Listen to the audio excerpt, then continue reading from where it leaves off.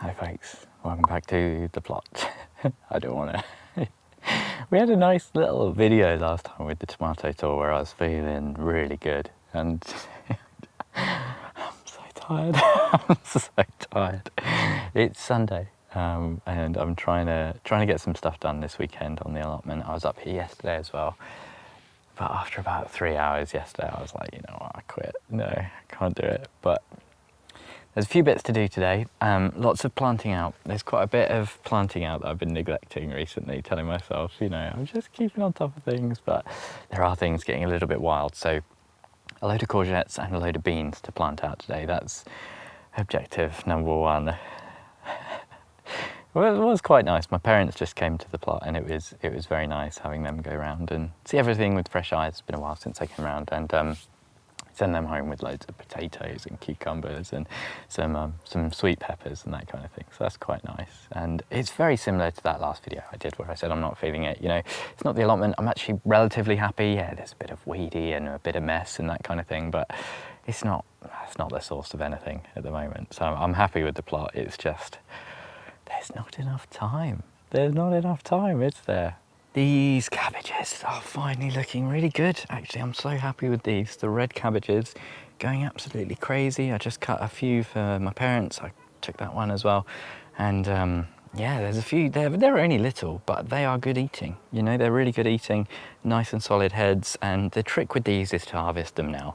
These are pretty much ready. If I leave them much longer, they're all going to start to just explode and go super rotten. So they're looking good. There's a couple of winter ones in here. I think this is a Savoy, looking really good. But the main thing I was doing yesterday is expanding the brassicas. So I've put up this second bit of netting and oh my God, I hate it. This is always my least favorite job and it's one I've been complaining about ever since I got the allotment. And what I've done with these, with the blue MDPE pipe, is put them on canes, bamboo canes, and I'm always a little bit worried that they're gonna rot and snap. So what I did with these is I just cut them longer and stuffed them into the ground and then did this is like what you see a lot more commonly on allotments, is people lashing them at the top with a bit of a support. And oh, I do not like it. They're super wibbly wobbly. And halfway through I had to like tear it all down, start again, because all the lashing knots had come loose. And I learned a new knot this season, the transom knot, which is what I've used for loads of plant supports and stuff, and it's worked fantastically, really, really strong. But it wasn't quite working on here, so I had to adapt it a little bit. But it is up. We've got Brassica protection from the pigeons and the butterflies. And there's loads of freshly planted brassicas. There was lots in here that I've sort of, you know, had a good rip out and a good hoe. And look at this. Look at these lovely blue flowers. This is actually a radicchio that I just left and it's gone to seed and it looks absolutely incredible. I would grow those just for the flowers. I mentioned them to Jessie from Plot 37 and she said, they're really pretty, but don't cut them because as soon as the snips get close to them, they start to wilt. So they're not for cutting, but I will just leave them. But we've got loads of brassicas in here now and I have to do a massive shout out to Louise, one of my chili pepper tier patrons, who kindly came and delivered me her spare brassicas. Absolutely wonderful. So there's a mixture of purple sprouting broccoli and some sprouts in here, and there's some seedlings that she's given me as well. And look at this squash. One of the squashes actually growing. I think there's two in here. So one's going that way, one's going the other. Very nice to see. Oh, this is a good one. Do you remember I had all this lemon balm here? And my general MO with something like lemon balm, like a nice herb that's good for the pollinators, I just leave it. I never actually use it. And I thought, actually, let's harvest this, dry some, use it in a tea or that kind of thing, make something with it. I went to the trouble harvesting it all, collected it all up, made a nice little tie for it, got it home, realised it was all covered in powdering mildew. I don't think you want to be drinking that. So yeah, that was quite a good one. I do absolutely adore this bed now. It's full of things that have gone over, lots of lettuce, some chicory that I'm probably not going to eat. There's some chicory that Jessie got me. The seeds to this one, absolutely gorgeous. And I did pick one of these and kind of chopped it up and fried it with lots of lemon and olive oil, and still a bit bitter, but really, really nice as a side dish and one of the most beautiful colours I've ever seen in a veg. This other leaf chicory next door that looks like a dandelion, this is just starting to bolt now, and unfortunately I didn't find that as palatable, so just one of those things. But up here we've got loads of radish, flowers looking absolutely stupendous. I love them. They're full of bees and butterflies. There's a comma just landed. I love this verbena. All just self-seeded from last year, and the bed has looked messy throughout the year, but now it's coming into flower, it's doing its thing. So that is wonderful. Lots to smile about on the plot, to be honest. Lots of these nice dahlias coming up, the sweet williams next to it, looking really healthy. They'll probably flower next year. I found it a bit tricky for salad and a bit tricky for seedlings as well, actually. In the greenhouse, we do have some things coming up. I've got a little wildflower thing in here. I did do a load of brassicas in here, just in pots, and they are looking a bit dry, but I have been watering those, and they're really struggling. It's just one Minestrone that's actually sprouted. Did a bit of beetroot down here, which is quite nice. And here's the beans. These are so overdue a planting. I gave these a good feed the other day, and they've all shot up, and with the warm weather as well, they're looking quite healthy. So it's these aubergines, but yes, they definitely need to go out. The last lot got absolutely slugged, and my hopes aren't high with these.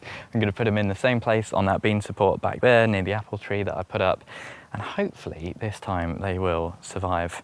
What else is there to update you on? There's one really cool thing in here. So we're well into the cucumber harvest, more cucumbers than I can really use. Oh, there's one down here I missed, look. Oh, this is the crystal. I've not actually harvested one of these yet. I think that's gone way over. I think you meant to harvest them much smaller. But in here, what do I want to show you? Whoa, that looks funky. Oh, look at the shape of that tomato. Very strange. Oh, there's a dragonfly in the greenhouse. What are you up to? A small one. Yes, don't get distracted, JB. What are we looking at? It's an absolute jungle in here, but one of my cucumbers has fasciated. And this happens quite a lot on my plot. I've got a blackberry that's done this as well. Let me try and get the camera in there. Look at that stem of the cucumber. Absolutely gigantic. It's like that all the way down, and it's a complete jungle in here. Let me see if I can see from outside. You can see the tomatoes are growing up out here now. No, actually you can't see it. Okay. Generally pretty pleased with in here. Look at this.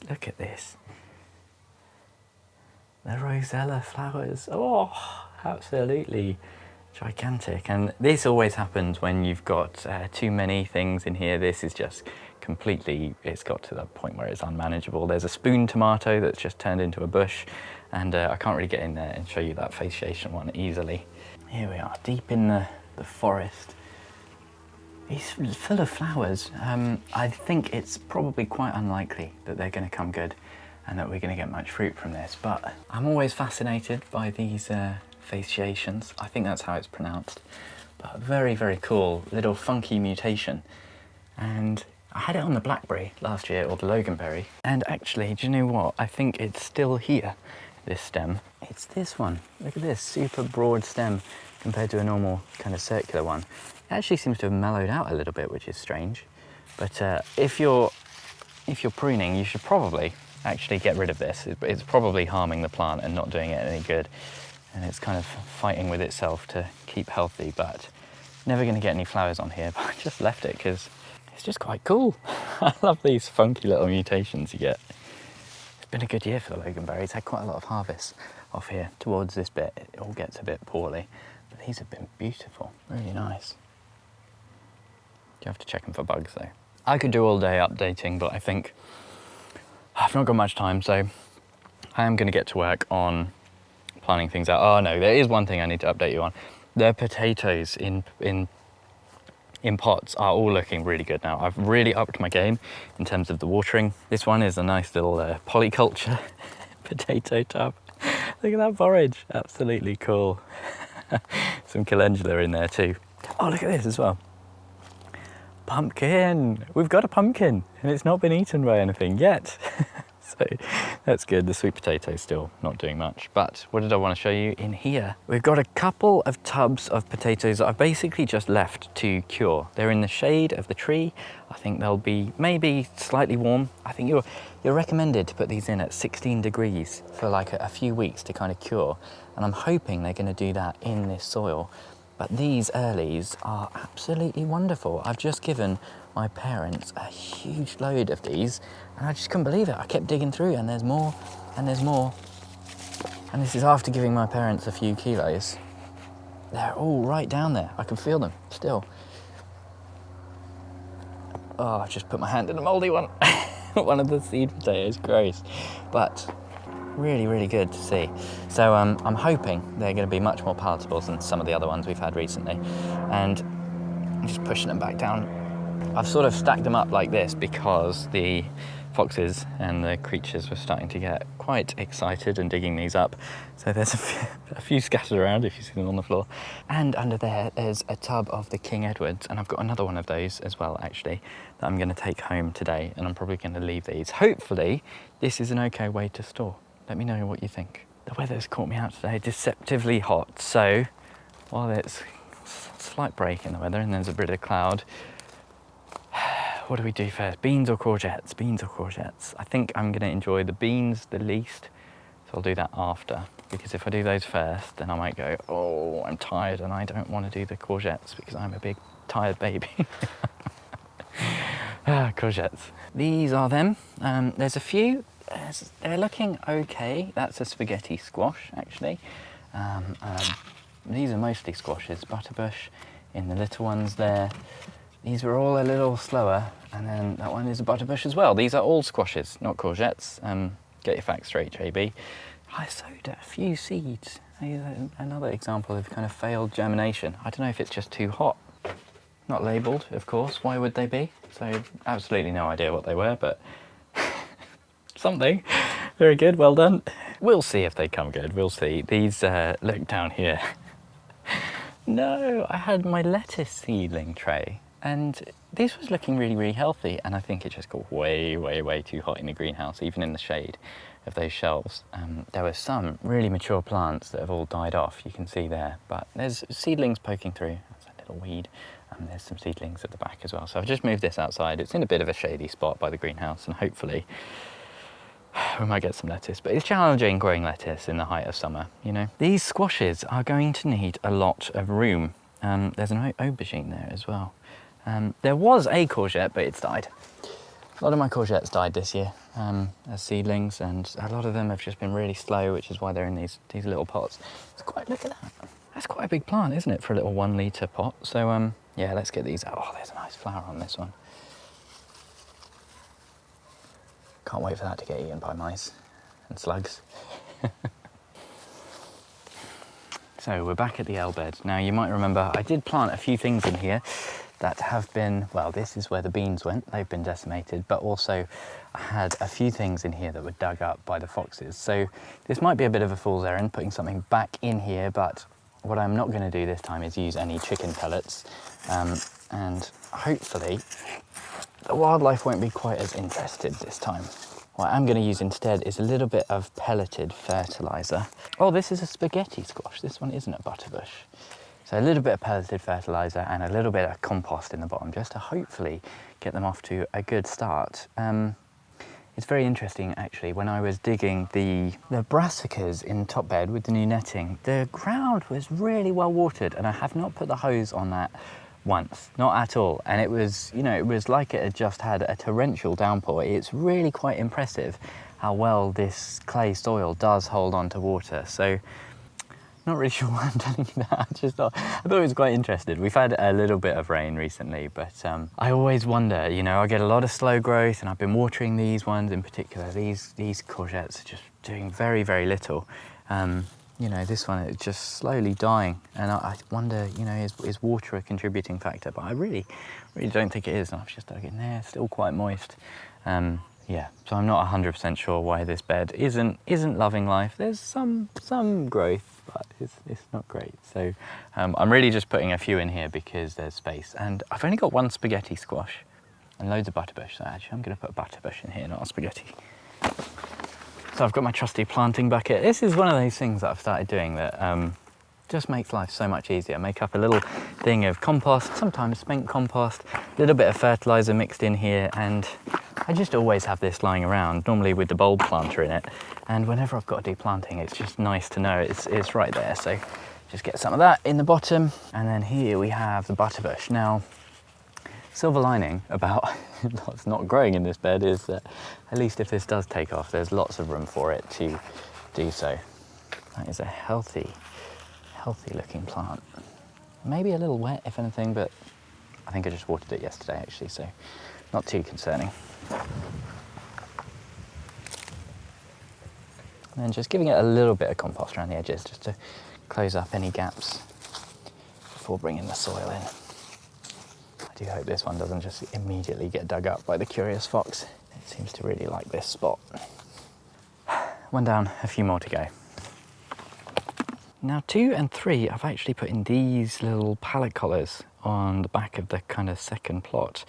And I must say, last year this one was a little parsnip bed, and this entire section, right away, all the way across that entire section here with the cherry tree, I turned this whole thing into proper no dig when I took the plot on. Absolutely loads and loads of manure in here, really thick mulch, and it's been pretty good for weed suppression, but digging these in, it's shocking. This is some of the worst soil on the allotment. You know, you've seen this season me struggling with that really super compact clay, and this is exactly the same. 1 year of no dig has not changed this just yet. So I'm moving towards more of a hybrid digging approach, a little bit of light tilling, a bit more aeration, digging organic matter in. But I think the best solution for this little pallet collar area, I mean, these were inherited with the plot. They're not in great condition, but I am thinking it might be worth actually lining these and building the soil up, as I've done elsewhere on this plot. You can see, for example, in the asparagus bed,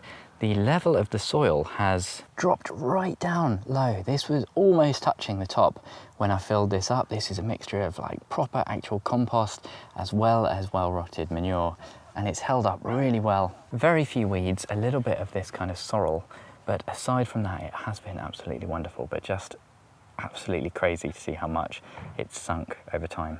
Now, I've been looking around for space, and there's actually a little bit in here in this incredibly messy looking, quite neglected bed. It looks like this because of fox defense. If I leave these beds uncovered, then the foxes get in and dig everything up.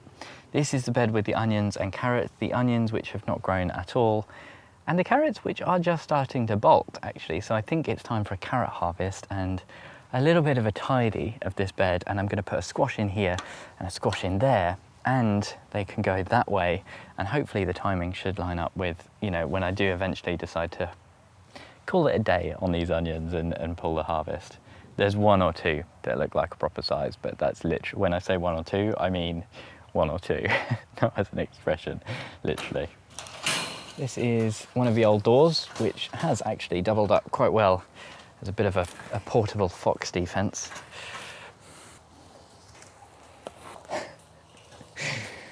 Oh, there's quite a lot of bindweed coming through in here as well. It's mostly that and plantain, ribwort plantain, absolutely loads of it. Some of the bindweed is in flower too. Fantastic.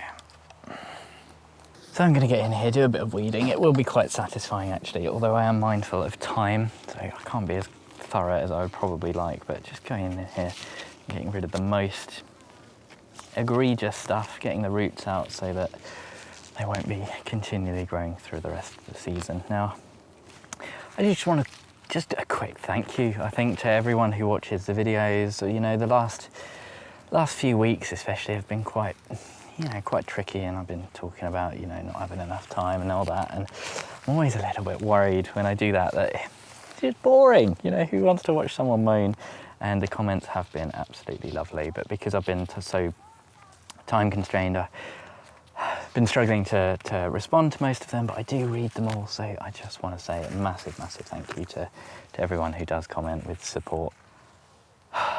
The soil in here is all dry and cracked. It's quite interesting to see, and this has had loads and loads of horse manure added. But we'll keep plugging away and we'll get there eventually.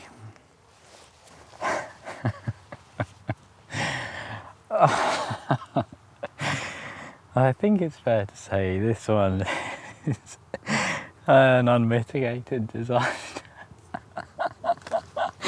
Oh my goodness, I was quite excited about these carrots. You know, for me, if I can get carrot seed germinating, I already feel like a winner. I just pulled out one of these in the time lapse. It looked really good. Oh, that one! To be fair, that one's okay. That's the best one so far. These ones, not so much. I did 2 rows, and I'm pretty sure that this one is meant to be the Paris Market Atlas. Paris Atlas, yes, little dinky ones. That one's okay.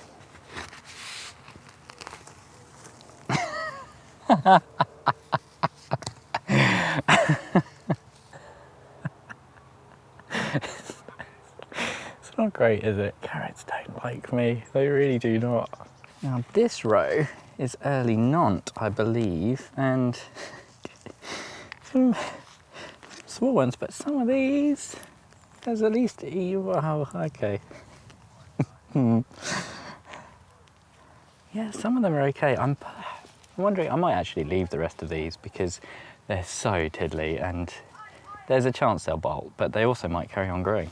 I sometimes wonder what life would be like for me if I was like a medieval serf or a peasant or something, and I was trying to sustain myself from the land. I would not be doing well. Oh, look at these onions as well. I mean, this has got a fantastic root system. That is looking healthy. Why on earth are they so rubbish this year? I was kind of thinking maybe it was white rot doing its thing, but actually that's a healthy, nice looking onion. It just hasn't grown. Like it's growing in sand or something with no nutrients, but I don't think it's that either, you know? Unsure. I think just a bit of a misstep with this bed prep, probably. We'll find out next year when we try and grow in it again. Where is my trowel? There it is, okay. I spent a lot longer looking for that than it looked like. Now, I'm always amazed when people say that one of the main reasons that they like allotments is to, you know, grow their own and be like more food self-sufficient and that kind of thing. Like, if that was my goal, I would be so depressed, honestly.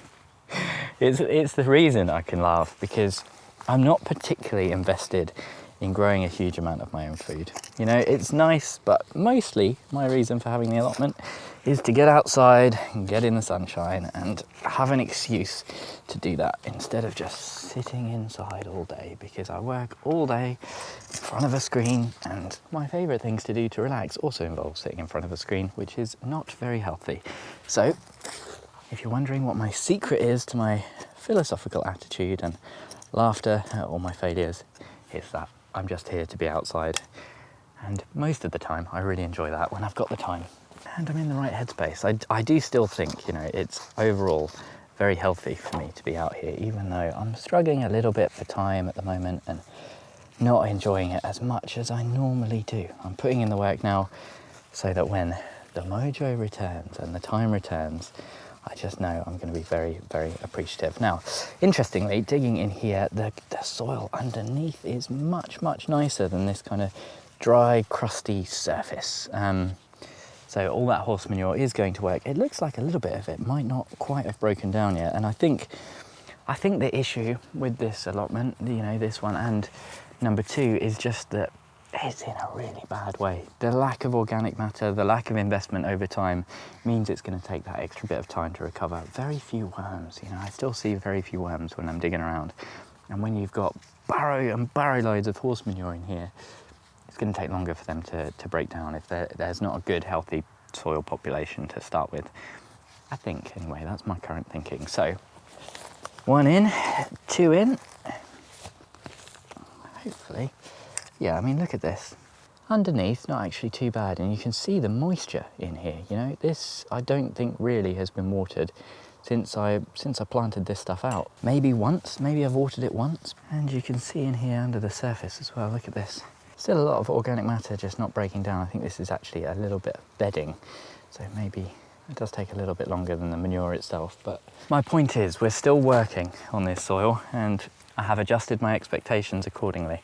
I'm not expecting amazing things from these plants, but if we can get 1 or 2 butterbush squashes from this, then I'll take that as a win. Well, there is a worm. One worm, you know.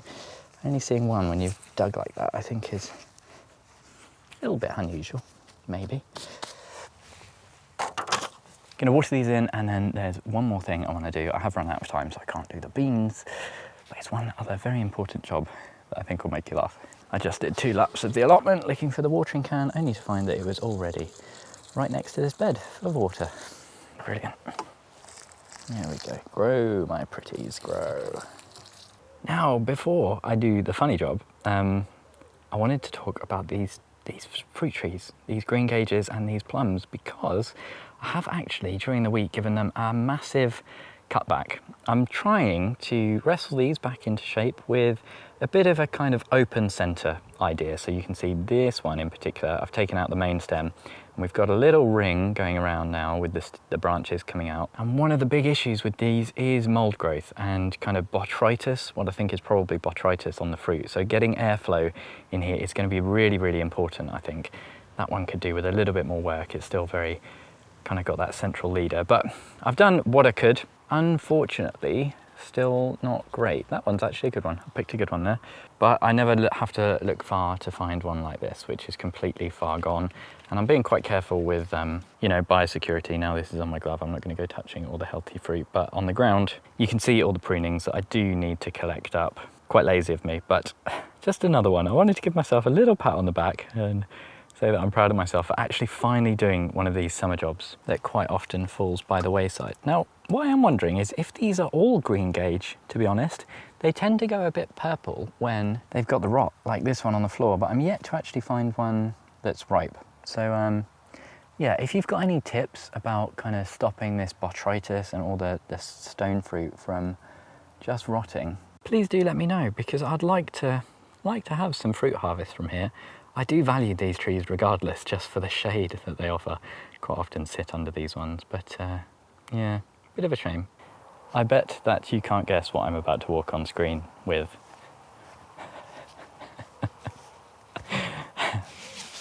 Pool float. This is something that my parents just dropped off, and you can see I'm over here where I've got this bathtub that I use for mixing up big batches of compost, but it is a bit of a death trap, and I've been really lucky because I've only cut myself on this thing once. And this was a suggestion that I had in the comments, but it's one that my dad made as well, actually, before the comments were out, and he was saying, just get one of these and put it on the sharp bits, which I think is actually just a really, really sensible idea. This thing is razor sharp, and actually it's a bit of a miracle that I've only cut my leg on it once. Since I did that, I put a few canes around it, just to kind of keep me mindful of it. But yeah, there's one bit over here in particular, which is why I put it along here, so that I can't slice my leg open on it. But it's really, really dangerous, and I should have done this a very long time ago. So thank you to my parents. I'm going to cut this halfway through and then just pop it on, and these things are pretty good actually. They do just stay on. So I have no idea where my parents got hold of a pool float or why they had it, but very, very appreciative. I think they've probably been noticing it on my videos and getting a bit worried. Worth mentioning, my parents' allotment. I get asked all the time about my dad's allotment because I did a video there, but I've not done many follow-up videos just because, well, it's a bit private. They're a different generation, aren't they? But also, one of the main reasons I've not done them, to be completely honest, is because I haven't helped out very much. And I feel a bit guilty, as you know, as you've seen me complain about lots and lots on the channel. I struggle, you know, with time and my own time, and I would love to be a perfect son who spent all his time, all his spare time at his parents' allotment helping out. But one of those things I do not do, and it does feel like one of many failures in my life, you know. But my parents certainly don't mind, and they've got all the time in the world now that they're both retired. So the plot has been a real struggle for them this year because of the slugs, and oh, this is not as easy as I was hoping. Let's cut that one a bit deeper. Bit of a tricky year for them, and they did actually get one of those warning letters from the council. So my dad has been on kind of damage control mode, just going up and strimming and making sure it looks tended, you know, just signalling intent that they are trying. It's just that most of the stuff they're growing gets eaten by slugs before they can even get it in the ground. It often sends me a little greenhouse up. They've got one of those small greenhouses in the back garden, but he does send me a few updates from that. My phone is going.